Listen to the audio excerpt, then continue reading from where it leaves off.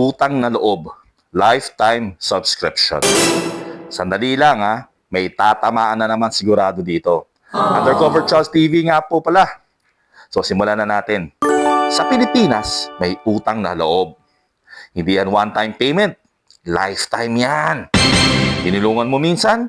Congrats! Ikaw na ang emergency contact, ninong, at advisor. Pag hindi ka nakatulong ulit, ikaw pa ang masama. Sasabihin sa'yo, nagbago ka na ha? Sasabihin mo naman, hindi po, nagmahal lang ang bilihin. So ang lesson, ang utang na loob dapat may pasasalamat. Hindi ka dapat pressured. Ang tunay na grateful, marunong rumespeto ng limitasyon. So kung tinamaan ka, hindi kita pinaringgan. This is Undercover Charles TV, real talk na naka-disguise ha.